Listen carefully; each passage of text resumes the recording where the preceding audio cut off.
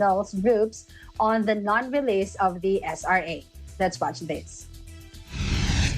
Yung nagre-reklamo yung frontliners about their allowances, about whatever, pati itong mga itong volunteers na magbakuna. Sabi ko kay, I am now ordering, this is an order, Secretary Duque. Bayaran mo. Use whatever money there is. So, yes, sir.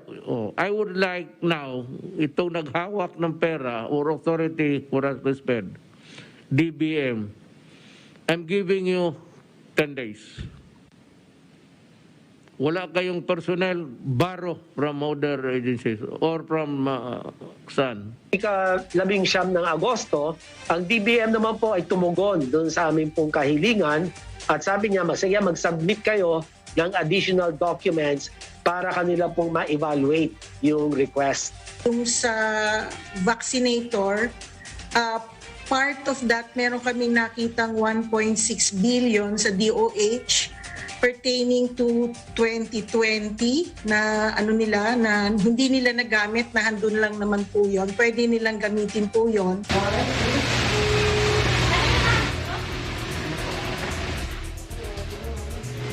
On June 1 this year, Duterte signed Administrative Order or AO 42 that grants an SRA of up to 5,000 Philippine pesos per month to private and public healthcare workers with direct exposure to COVID-19 patients. The SRA is prorated based on the number of days that the frontline healthcare workers physically report for work in the month, as certified by the head of the hospital, laboratory, and medical and quarantine facility, or his authorized representatives reckoned from September 15, 2020 until June 30 of 2021.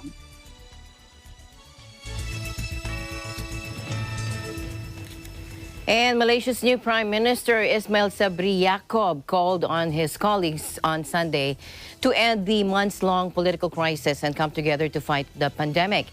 In his first speech as the country's fourth premier in as many years. He also clocked in today for his first day of work. And here's Alfred Balmes joining us live for an update. Hello, Alfred. Hi, Alma. Good afternoon. Good afternoon. Go The ahead. new Prime Minister Datuk Seri Ismail Sabri Yaakob has clocked in at Perdana Putrajaya today, August 25th, day of work. He arrived at the main block of Perdana Putra, which houses the Prime Minister office about 8:25 a.m.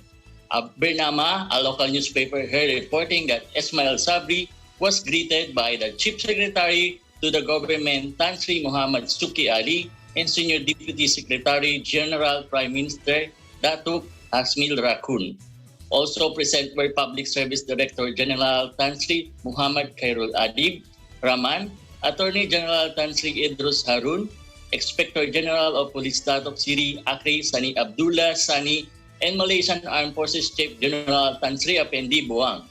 Ismail Sabri, who was in a black suit, then clocked in at this office of level 5 of the Perdana Putra building, and this was followed by the reading of prayers led by the Prime Minister Department Integrity Office Officer Muhammad Reza Adman before he signed the welcome book. He is scheduled to make his first official visit as the Prime Minister today to the Merbik on Kuala Muda district of Kedah, which had been declared level 1 disaster areas due to flash flood. Ismail Sabri is expected to visit several flood-hit areas and meet with family affected by the disaster. According to the itinerary for the visit that was shared with the media on Sunday, August 22, he will be visiting several disaster areas today, including the Tupa Bridge, Tamalimba Merbuk, and Tupa Water Plant. He is expected to spend a day in Kedah before heading back to Kuala Lumpur International Airport at 4 p.m. This comes after his maiden speech as the Prime Minister on Sunday, in which he asked everyone to work as one Malaysia family to join in the recovery of the nation and fight the COVID-19 pandemic together. Ismail Sabri was sworn in as Malaysia's 9th Prime Minister last Saturday, August 21st, before Yang di-Pertuan Agong Al-Sultan Abdullah Riayuddin Al-Mustafa Billah Shah at Istana Negara. That will be the latest updates here for now, Alma. Thank you very much, Alfred, for your updates. Looking forward for more as we follow this political situation in Malaysia. Thank you very much and stay safe. Likewise, live reporting from Kuala Lumpur, Malaysia. This is Alfred Balmes. We live in interesting times. Meanwhile, President Rodrigo Duterte announced in his taped national address aired on Saturday, August 21st, that he dismissed National Electrification Administration or NEA Administrator Edgardo Masungsong from service due to graft allegations. He said the Presidential Anti-Corruption Commission or PACC conducted the investigation and made the recommendations for his dismissal. Let's watch this. Talking about corruption. Alam mo, may bago akong, the name is Edgardo Masungsong. He is the administrator of the National Electrification Administration. I dismissed him from public service. I'm sorry, but I said people are really skeptic and cynic about our desire to improve government service.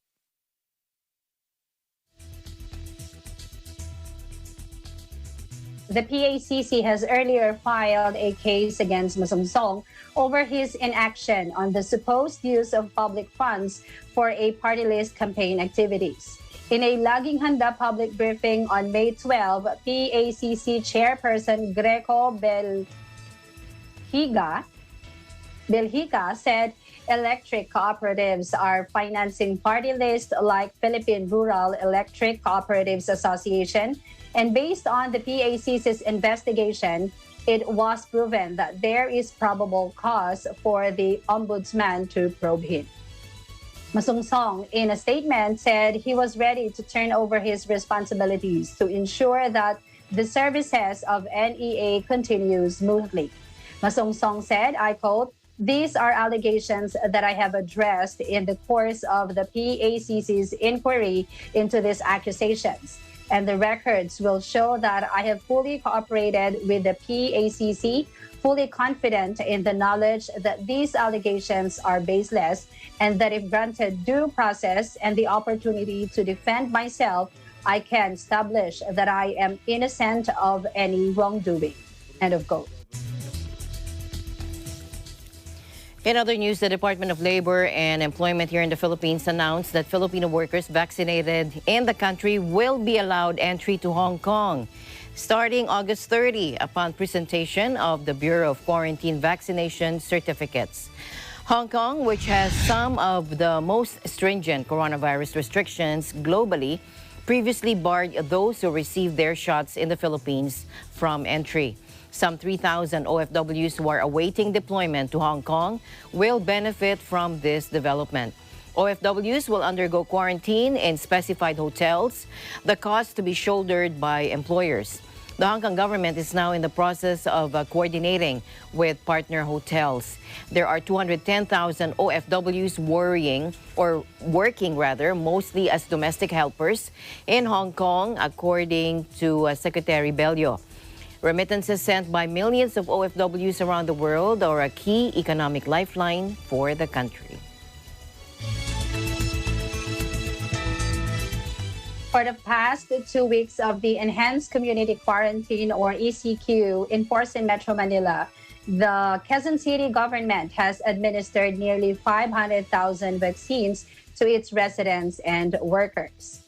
From August 6 to 20, a total of 415,923 first doses were administered, while 77,077 second dose vaccines were given to vaccinees who belong to the A1 to A5 priority groups under the QCP Protectado vaccination program. Mayor Joy Belmonte said the city government intensified and maximized every opportunity to vaccinate its residents and workers during the ECQ period. Joseph Huico, co-chair of the city's task force Vax to Normal, said that vaccination efforts will remain in full swing as long as there is a supply of vaccine. Mayor Belmonte assured everyone that once the city government has achieved the population protection, the vaccination efforts will not stop for as long as there are eligible QC residents or workers wanting to be vaccinated. And the news continues here on ASEAN in Focus. Gila and I will be back right after this.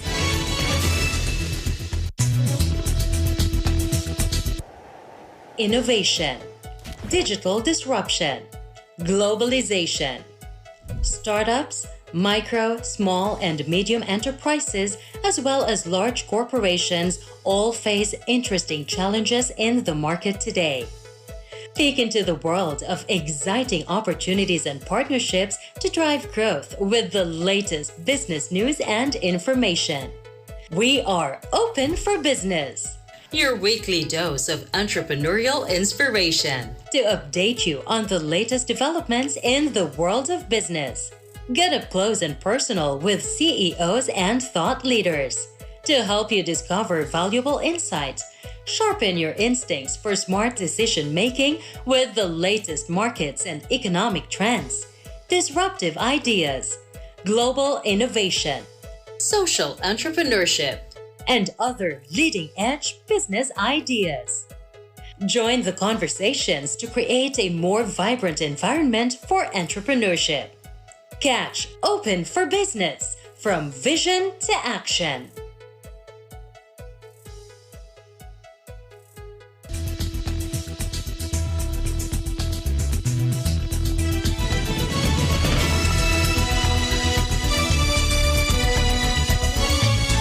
Amid reports of blatant quarantine violations in passenger buses and jeepneys, the Philippine National Police warned drivers of public utility vehicles, or PUVs, to strictly follow the minimum public health standards, or else face citation tickets. PNP Chief General Guillermo Eleazar said police forces, particularly from the Highway Patrol Group, or HPG, have already been instructed to issue traffic violation tickets to the operators and drivers of PUVs, especially in the National Capital Region and nearby provinces of Bulacan, Laguna, Rizal, and Cavite. Eleazar ordered Joint Task Force COVID Shield Commander Lieutenant General Israel Dixon to monitor the situation while also urging the cops to conduct random inspections and issue citation ticket if there is a violation. He said although PUV drivers will not be arrested for violating safety and health protocol, the issued citation tickets will tarnish their records at the LTO. A total of 16,044 additional COVID-19 cases were logged by the Department of Health, or DOH, on Sunday, bringing the total number of infections in the country to 1,839,635. There were also 13,952 recoveries and 215 deaths. Of the total number of infections, 6.8%, or equivalent to 125,900, are active. 91.4%, that's 1,681,925, have recovered. And 1.73%, that's 31,810, have died. The DOH said that 460 duplicates were removed from the total case account. Of these, 427 are recoveries and 1 is a death. Moreover, 120 cases previously tagged as recoveries were reclassified as deaths after final validation. All laboratories were operational on August 20, 2021, but 6 were not able to submit their data to the COVID-19 document repository system. Based on data in the last 14 days, the 6 non-reporting laboratories contribute on average 2.9% of samples tested and 3.4% of positive individuals. In Vietnam, Prime Minister Pham Minh Chinh has ordered Ho Chi Minh City to test the southern metropolis' entire population for COVID-19 in order to detect early the infected cases and stop the spread of the coronavirus. The government chief also asked for prioritizing vaccines to Ho Chi Minh City, the current epicenter of Vietnam's fourth COVID-19 wave. The moves were made as the pandemic situation remains very complicated in Ho Chi Minh City and three surrounding provinces of Binh Duong, Dong Nai, and Long An. Pham urged authorities of these localities to call on people to stay put as their cooperation plays a decisive role in the fight against the pandemic. He also asked the authorities to pay great attention to bring healthcare services as near as possible to residents to ensure their fastest access to services and to provide food and other necessities to families and vulnerable groups while mobilizing all social resources to support the disadvantaged ones. Earlier on August 10, the Prime Minister Pham, ordered Ho Chi Minh City to double its efforts to control the pandemic prior to September 15. Octa Research Group says the country could see increasing COVID-19 cases daily for up to 20,000 daily if the upward trend in infections continues. Octa said while the number of COVID-19 cases daily is rising, the growth rate has been dropping. The research group said the COVID-19 surge slowed down over the course of a 2-week enhanced community quarantine period in the National Capital Region. According to the independent research group, the average number of COVID-19 cases in Metro Manila from August 15 to 21 was 3,819 cases. Octa Research Fellow Dr. Guido David said in a Twitter post that COVID-19 cases have a reproduction rate of 1.45% from the previous 1.67%. However, the 7-day average of 3,819 cases, which is from August 15 to 21, was 24% higher than the previous 3,088 from August 8 to 14. Staying in the country, the Department of Health reminded outbound overseas Filipino workers to get vaccinated 4 months before their scheduled deployment.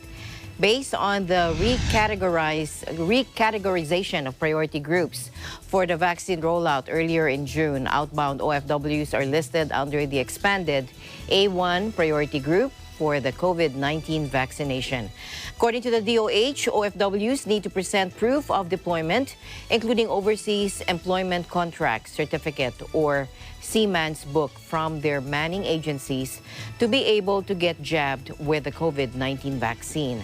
OFWs must register with their respective local government units or LGUs and secure a schedule for their vaccination. OFWs are advised to receive their first and second doses of COVID-19 vaccines from the same LGU. However, the second dose can also be administered by other LGUs given that the second jab is on the same brand as the first shot. The DOH also reiterated that the proper interval between first and second dose of vaccine administration should be observed.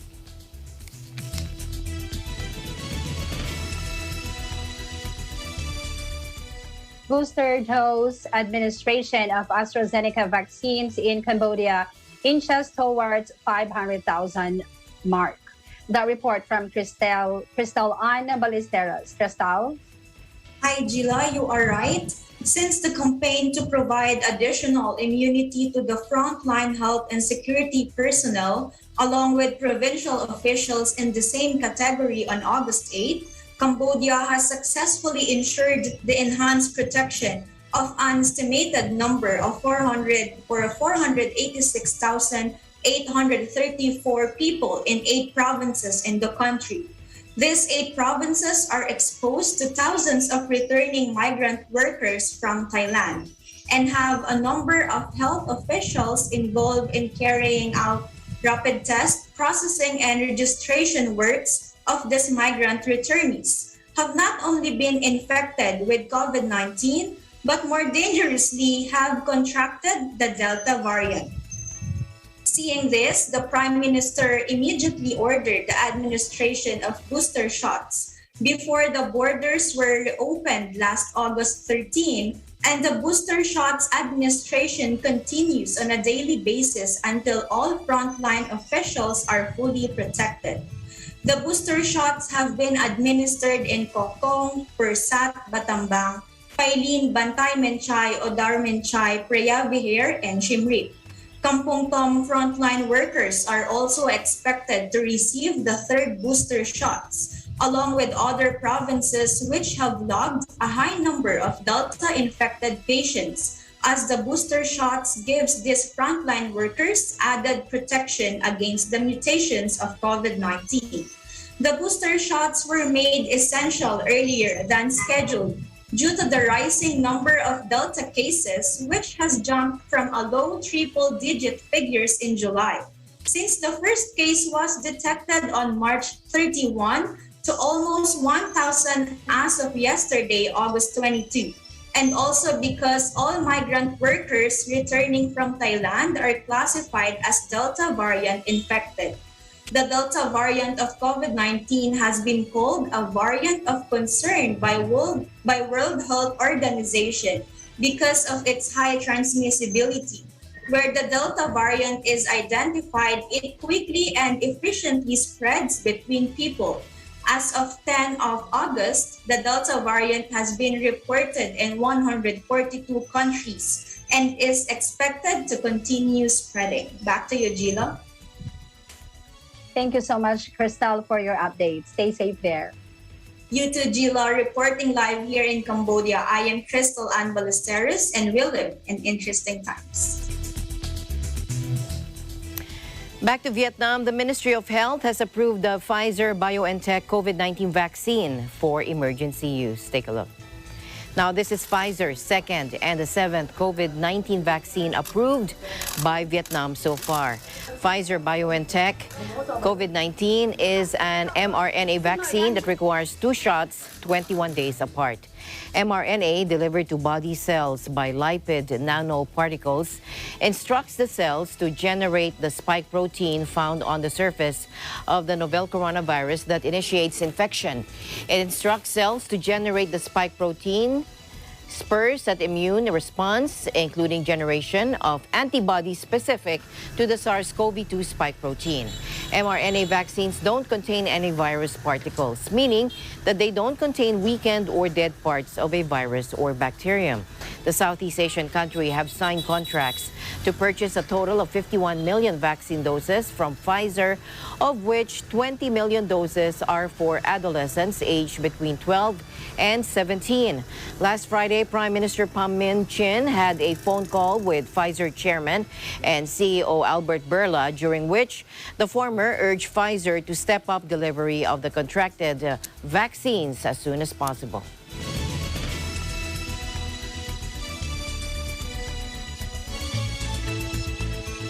Stay tuned for more news. Alma and I will be back after these short messages.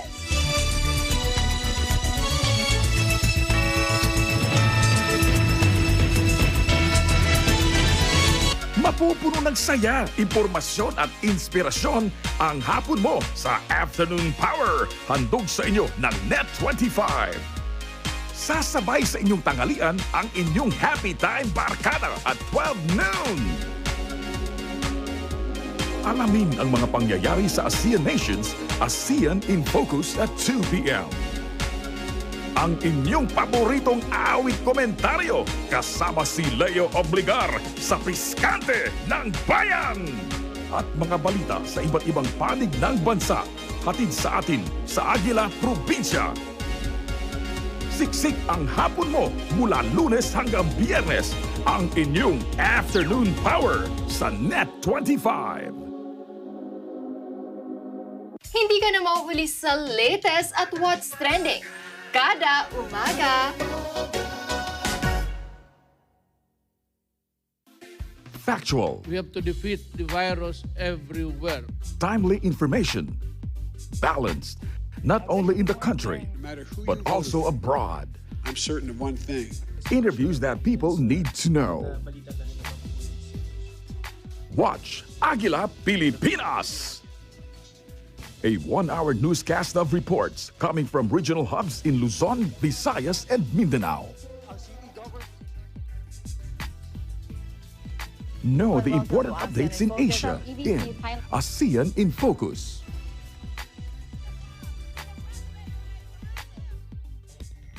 Track the latest stories in the provinces in Agila Probinsya.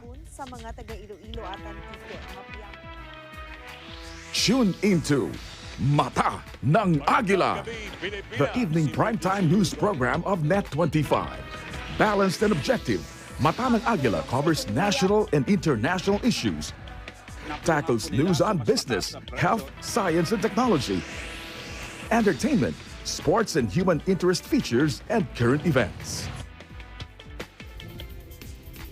And Eagle News International delivers the latest global reports, impartial, accessible, and up-to-date. It brings to fore EBC's rich international scope and access to valuable information streams. Well, thank you to thank our help outdoor. Catch these programs on Net25. You can also watch our news programs through eaglenews.ph and Eagle News Facebook page and YouTube channel.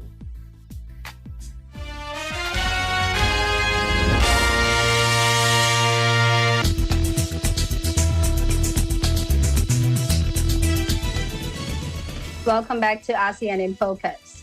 Governor Benjamin Jokno said the Philippine Central Bank will stop accepting applications for digital banking licenses from September 1. Bangko Sentral ng Pilipinas will close the application window for 3 years to allow the regulator to better monitor the performance of the industry, Jokno said in a briefing Thursday. Submissions on or before end August will be processed on a first-come, first-served basis, Jokno said. The number of digital banks will be limited to 7 in the meantime, he said.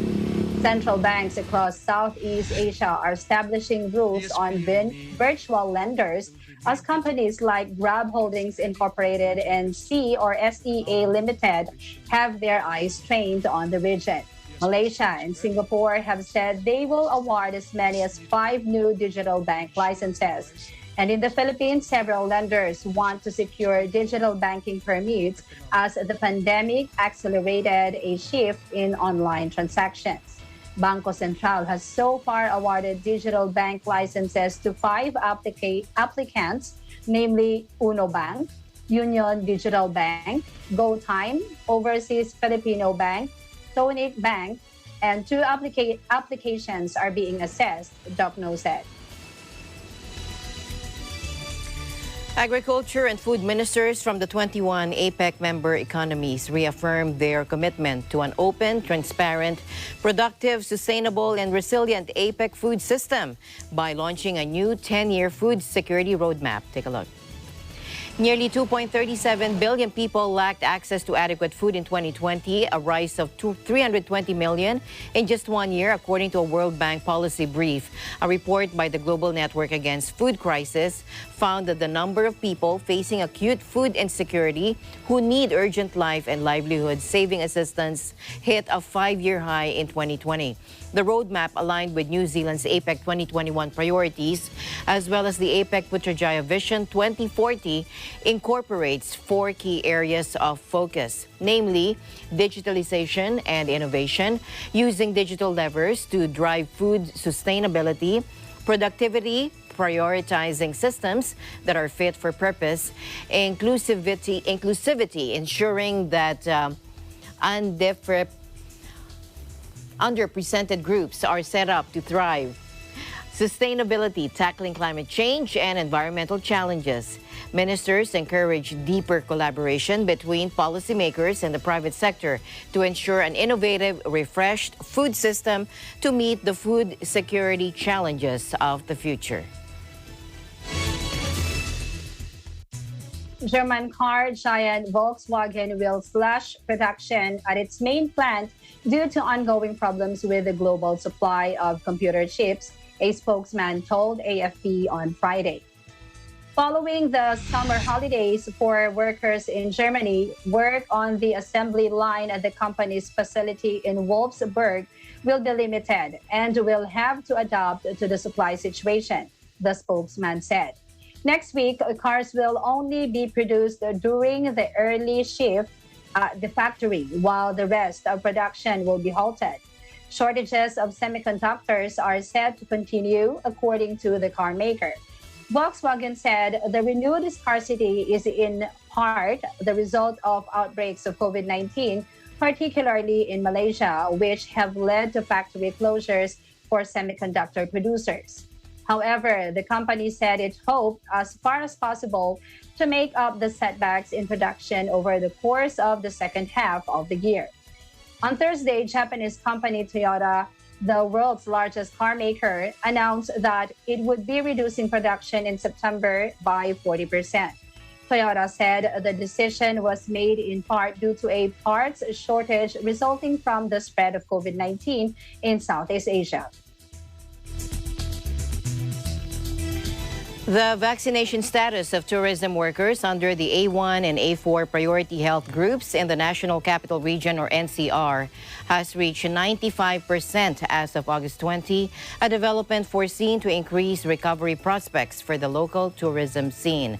Tourism Secretary Berna Romulo Puyat reported that a total of 27,708 tourism frontliners out of 29,066 have been inoculated against COVID-19 as of August 20.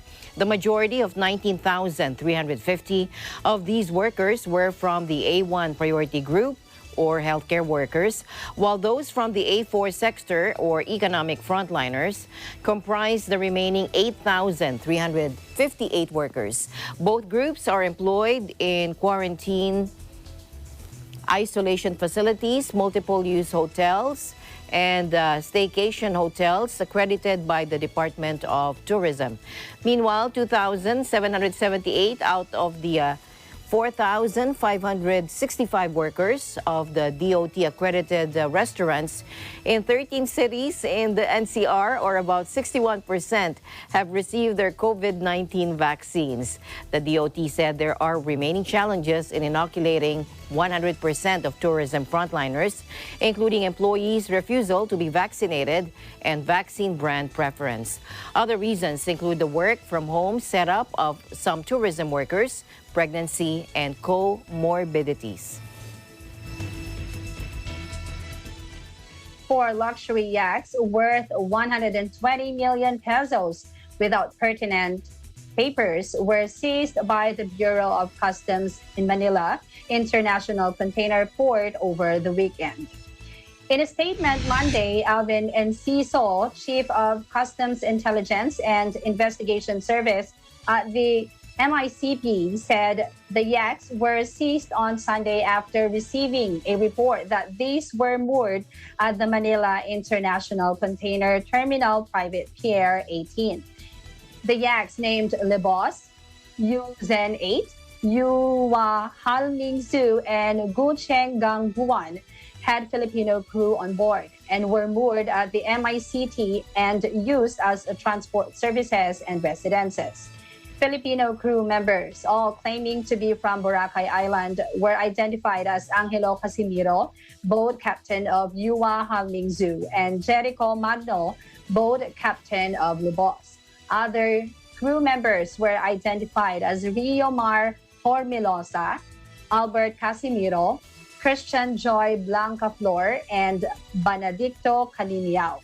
Enciso said the yaks were also being commercially rented out as venues for events and private use without the necessary conversion of papers for local use, as well as the payment of proper duties and taxes. Enciso said the import of such vehicles should follow customs laws and be registered to Philippine authorities, such as the Philippine Maritime Industry Authority for water vessels.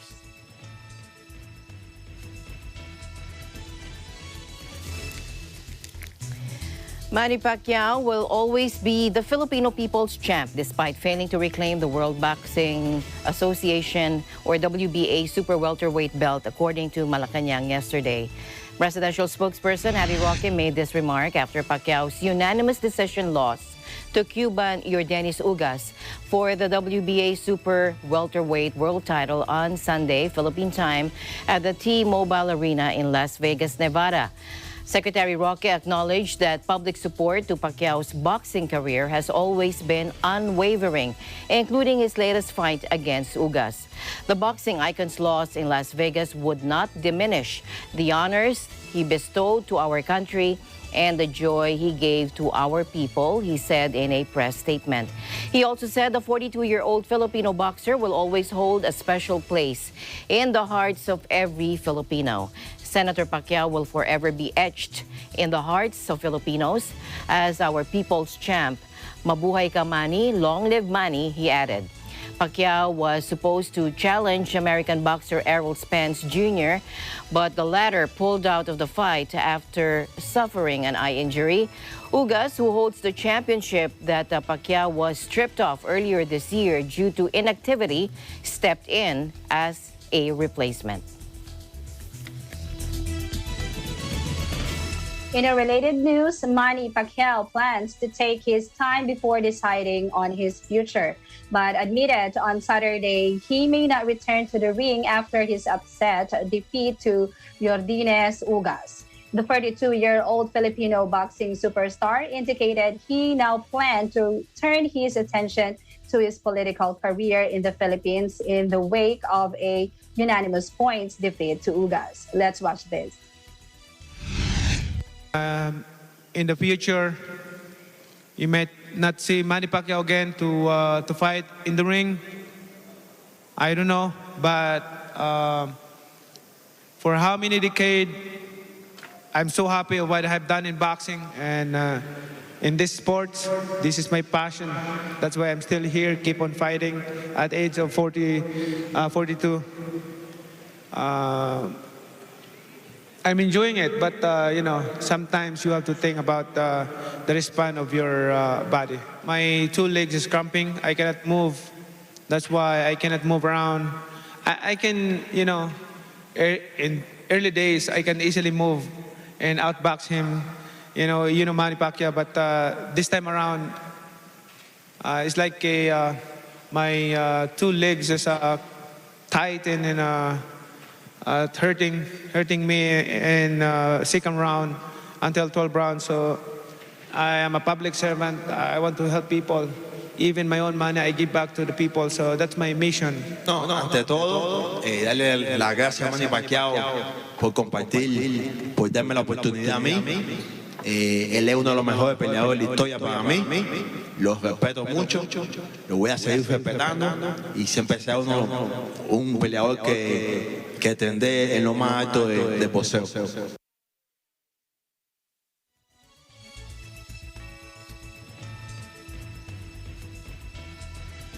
As we heard there, deflated Pacquiao said afterwards he will take his time before deciding on his future, but admitted the boxing world may well have seen him in the ring for the last time.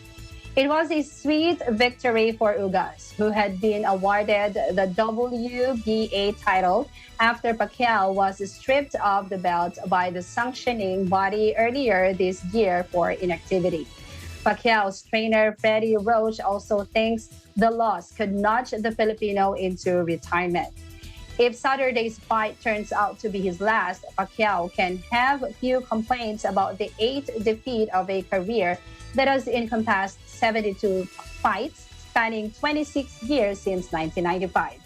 Although the Filipino was aggressive throughout, advancing with flurries of punches from the opening round, few of his blows inflicted significant damage on Ugas, who cleverly used his advantages in reach and height to frustrate Pacquiao. Ugas, meanwhile, scored consistently with crisper punches that often rocked Pacquiao back on his heels. Ugas' jolting left jab caused problems for Pacquiao throughout, Easily move. and he repeatedly did damage with a series of powerful rights. After a cagey opening round, Ugas quickly asserted himself in the middle rounds, startling Pacquiao with a left-right combination in the fifth before ending the sixth with another hard right. A T-Mobile crowd of 17,438 tried to rally Pacquiao with chants of "Money, money" throughout, but the Filipinos' legion of admirers grew steadily more subdued as the rounds wore on.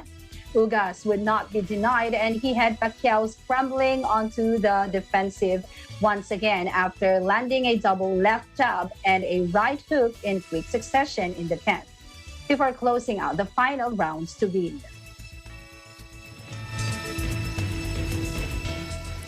Meanwhile, the Armed Forces of the Philippines is still proud of boxing icon Senator Manny Pacquiao despite his loss against Cuban Yordenis Ugas for showing perseverance despite the odds during the match. In a statement on Monday, AFP spokesperson Army Colonel Ramon Zagala said Pacquiao, a military reservist, had nothing more to prove in boxing, having won major world titles in 8 different weight divisions. "We are proud of our champion, for even in defeat, he has inspired and shown our soldiers the value of fighting for your country to the end," Zagala said. "Our 8-division world champion, senator and brother in the reserve force, has nothing more to prove, for he has already won the hearts and minds of every Filipino around the world." Pacquiao first enlisted in the Army Reserve Force with the rank of sergeant in 2006. Pacquiao was then promoted to technical sergeant in the same year, rising through the ranks when he became a master sergeant in 2009. In December 2017, Pacquiao was promoted to the rank of a full-fledged colonel after finishing his general staff course. Prior to this, his promotion to lieutenant colonel was approved in September 2011 as recommended by Army officials. The Malaysian MotoGP, scheduled for October, was cancelled on Thursday due to COVID-19 restrictions, with the Italian circuit at Misano stepping in to replace it, organizers announced. I quote, "The ongoing COVID-19 pandemic and the resulting entry restrictions for Malaysia obliged the cancellation of the event," a joint statement from the sport's ruling body, the FIM, and promoters Dorna confirmed. This is the second year running the October 24 race in Sepang has been called off because of the pandemic. The Malaysia round of the World Championship has suffered the same fate as the races this season in Thailand, Japan, and Australia. Misanos stepped in to fill Sepang's place on the calendar for what will be its second MotoGP weekend in a month, with the circuit named after the late Marco Simoncelli, staging the San Marino Grand Prix on September 19. The Sepang cancellation means that Italian MotoGP legend Valentino Rossi's final home race before retirement will now be on October 24, instead of next month's first race at Misano.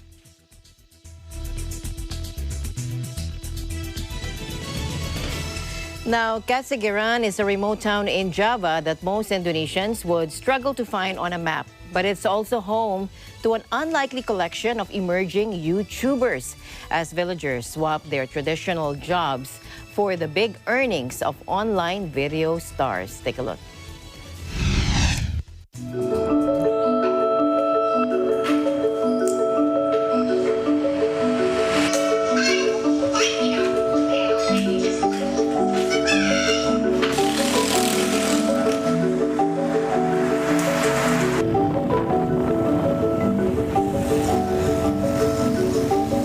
Istilahnya saya udah nyerah, terbesitlah untuk membuat konten bengkel karena saya setiap hari memang di bengkel, dan itu pun nggak mudah, banyak perjuangan yang harus dilalui, dari perangkat yang nggak cukup memori, kemudian proses upload yang sangat rumit di mana jaringan di desa kita sangat terbatas, kemudian gadget ataupun perangkat yang kita pakai juga masih kuno banget sih.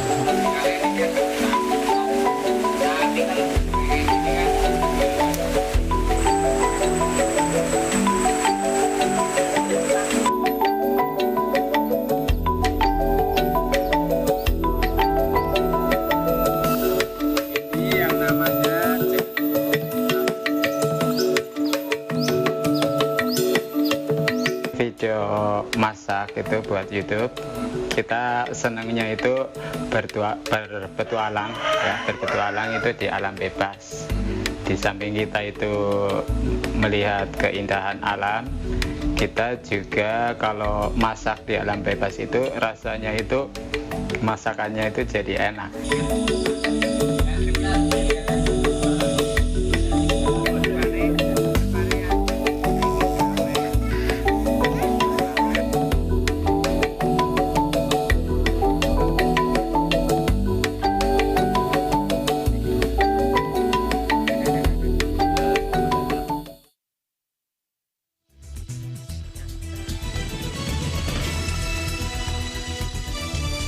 And there you go. Thank you, Gila, for keeping me company today here on ASEAN in Focus. You keep safe always. I'll see you back soon.